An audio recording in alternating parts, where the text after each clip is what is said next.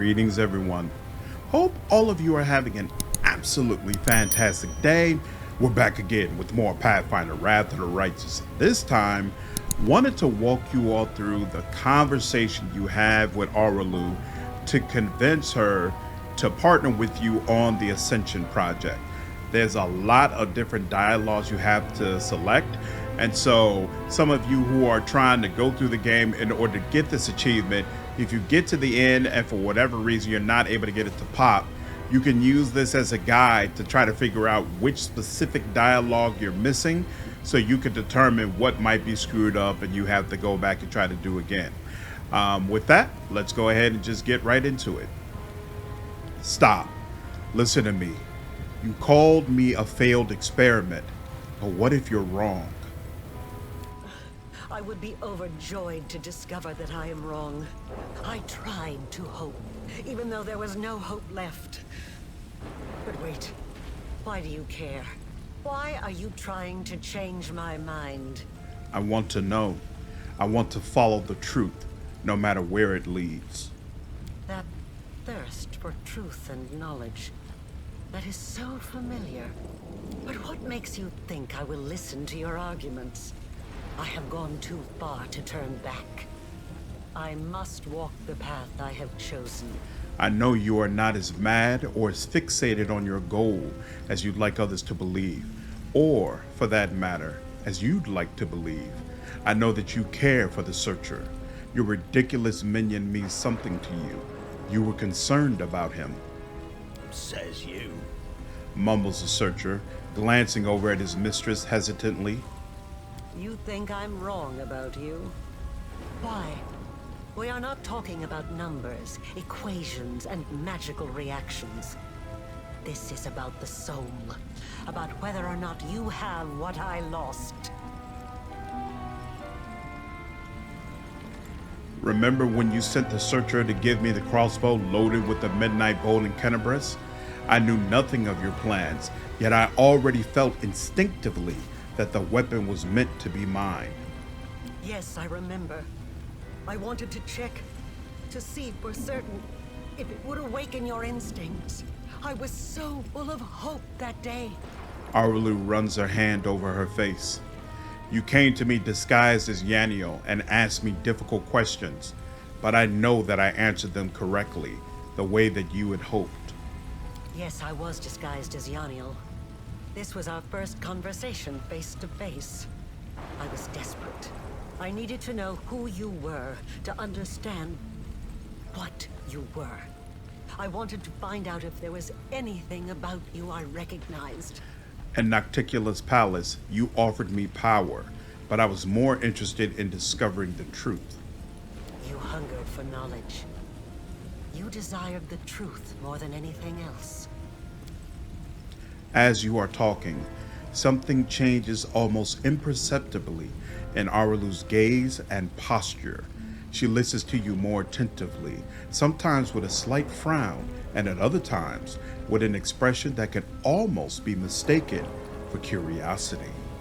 When we spoke together in the secret part of your laboratory, you asked me quite a few questions. It was like you were testing me. So, did I pass? Yes. I wanted to see if something would stir within you when you met my son's murderer, and when you encountered the one who betrayed me. But it doesn't matter. I asked questions, you answered them, and I thought I could hear the echoes of the past in your voice. I used the summoning circle to defeat the monsters in your laboratory. And the vial of summoning formula. The same formula my son borrowed for his own experiments. He always loved summoning. Always. That's enough. I can see now. It was naive of me to think I could just revive my son the way he was before his death.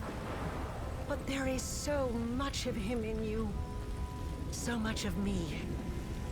I can't think of you as anything but my child. So notice I didn't have to choose all of the dialogue options there.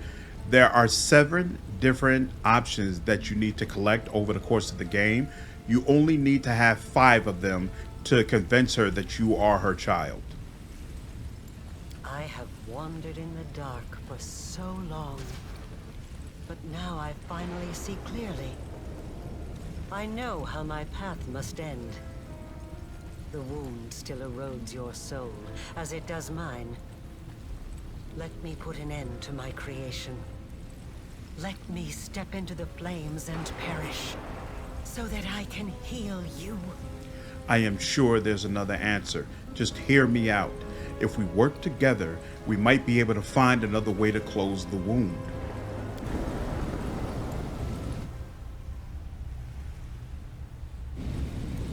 All these years, I've been playing a game with mortals and forces beyond mortal comprehension. But now I am a pawn in your game. I do not know your next move.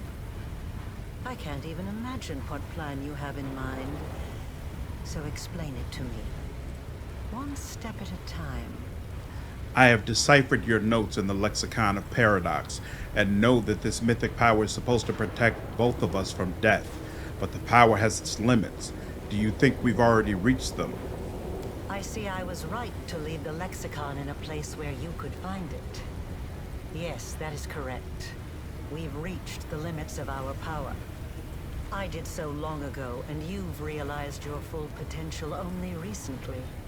Mythic power cannot be made any stronger. At least, I have not been able to do so successfully.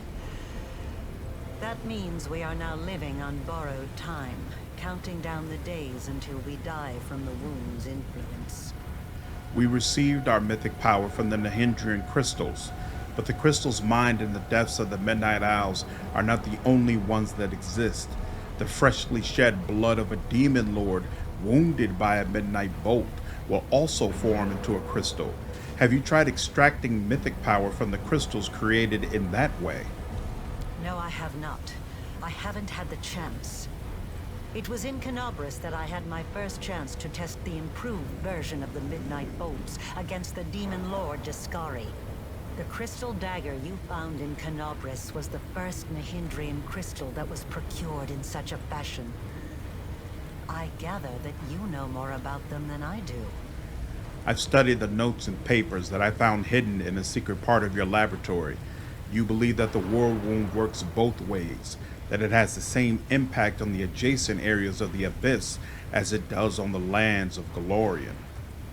Yes, I am sure that is the case. I have evidence from my experiments. The wound affects the material plane, poisoning it with the corruption of the Abyss. But it also affects the Abyss, bringing in a small amount of order and harmony from the material plane.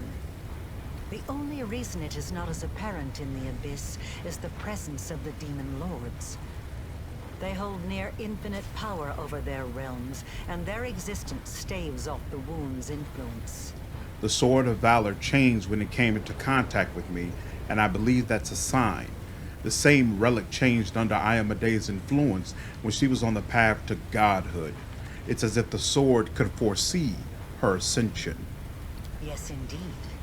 The Sword of Valor was Iomede's banner before she passed the test of the Starstone and ascended to heaven. I've never studied the Sword of Valor. Perhaps I should have.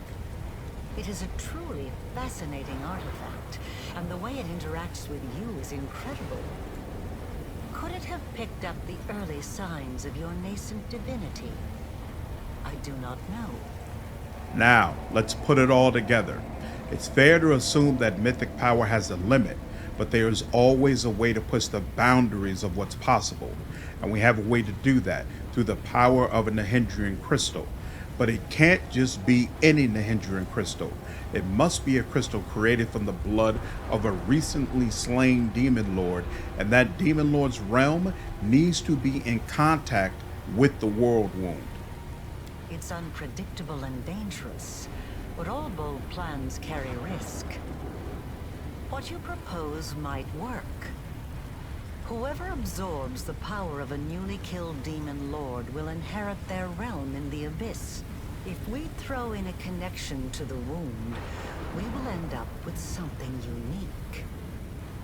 You will have the power of a demigod and an abyssal realm that changes at your whim. Yes, your plan might work. I see no reason we shouldn't at least try. But how? There are only 3 Demon Lords whose realms are tied to the wound. Baphomet, Deskari, and Nocticula. I doubt we'd be able to carry out a cunning murder of the Lady of Cunning and Murder. As for Baphomet and Deskari, after the lessons you've taught them, they will never risk another engagement. They'll engage in clever maneuvers. They'll hide, but they won't face you in battle. I learned a secret from Hepzibah. The archpriest of a demon lord can summon their master in a moment of danger, and they are bound to appear. We could lure out Baphomet and Deskari. They are bound to appear? I didn't know that. No wonder Demon Lords are so careful about choosing archpriests. The echo of Deskari is dead. You were once second to him within the hierarchy. That means you are now the archpriestess of Deskari. Correct. And the Locust Lord still hasn't deprived me of his favor. He should have done that a long, long time ago. You were second to Hepzibah, but now she is dead. That makes you the new archpriestess of Baphomet. Yes, it is true. Baphomet outsmarted himself when he granted me power and patronage behind Deskari's back. Both Baphomet and Deskari were killed recently. They returned to life, but now they are in their mortal forms. If we can fight them and kill them again, their realms would no longer be under their power and influence. And I could summon them. No, it's still too much of a risk. The Worldwound is more than a rift. It has a life of its own. To accomplish the plan you have conceived, we would need to channel an immense current of power through it, all the way to the realms of the Demon Lords. It would be 100 times more difficult than simply closing the wound. I've studied the records kept by the Stargazers of Polara, and I know that there are certain days when the influence of the wound is at its strongest. It's remarkable that the worshippers of Polara were able to discern this. Yes, you are correct. Such days do exist, but they occur very rarely, only once or twice a century at most. Today is one such day. I made sure to arrive at Threshold at precisely the right time. I can't run the full calculations right now, but I think you're right. This is the day when the wound is most malleable. We could shape it as easily as a master potter molds soft clay. So what are you waiting for? Summon Baphomet and Deskari. The time has come for mortals to challenge the Lords of the Abyss, and we will surpass them in every way. I have one final question for you. Do you have a new Nahindrian crystal in your possession? Without one, this whole plan is doomed. Unless, of course, you happen to have a midnight bolt. If so, we can procure a crystal right now. I have a midnight bolt right here. Then let us begin. I do love interesting challenges. Deskari, Lord of the Locust Host, Areelu Vorlesh calls to you, as I once called before from within these very walls. I am the first of your servants, and I summon you. Come, Baphomet, Lord of Beasts and Labyrinths, heed the voice of Areelu the Witch. You accepted me into the ranks of your servants, and I summon you now as the first among them. Come, come, come, come. How curious. The gnats have decided to set a trap for me. You have spun out your betrayal like an intricate web, but it will take more than that to bring down the hunger of the abyss. First, my daughter failed me, and now my chosen mortal favorite does the same.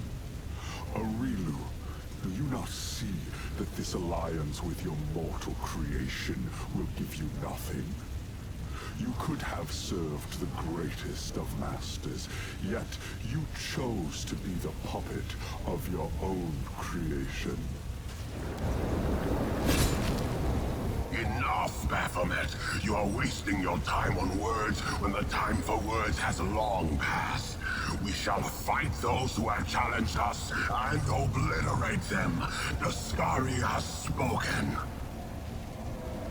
You are stepping stones on my path to greatness. You are destined to die. You have come far, mortal, but not far enough to overpower 2 lords of the abyss. You believe yourselves to be our masters. You think you will be our doom. But you've never been anything more than a source of power. We will drain this source to the last drop.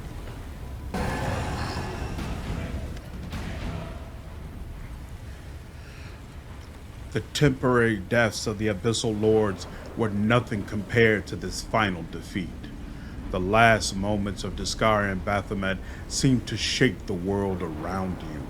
A surge of power causes the ground to quake, and the chasm leading to their abyssal realm creaks and groans. It is done. The road to greatness lies ahead. All that remains is for you to use a crystal. I authorized some studies to be conducted on the Nahindrian crystals. The research showed that newly created Nahindrian crystals can interact with one another. If you have 5 of them, you can merge them together into one immensely powerful crystal. What do you think would happen if I used a crystal like that? I can only guess. The regular crystals allowed you to impart some of your power to your followers, those whose souls were closely tied to yours. It is likely that an improved crystal would let you endow your companions with a small amount of the demigod-like power you are about to receive. If I attain this demigod-like power and heal myself of the wound, what will happen to you? The wound will eventually destroy my soul. I will never be truly healed. But I have no regrets. I achieved everything I wanted and more. I've managed to acquire 6 crystals. I will share them with my companions and give the last one to you, Areelu. All of us will venture into eternity together. Ascend together? And live without fear of gods or demons, exploring the infinite world. You truly want this. I can't believe it. But I will grant you your wish. With a wave of her hand, Areelu makes a string of Nahindrian crystals levitate before her. Another gesture, and several of them burst into a swirling whirlwind of pure power. Their essences merge into a single vortex that flows toward you, into you, infusing you with power.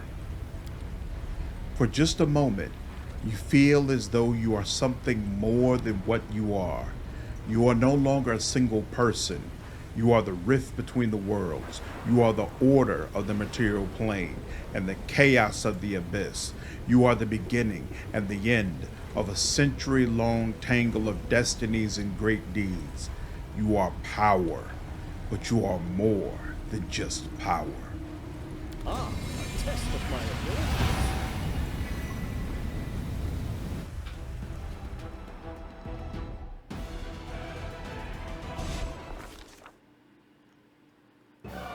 Okay, and that's the entire conversation in order to be able to achieve the Ascension ending.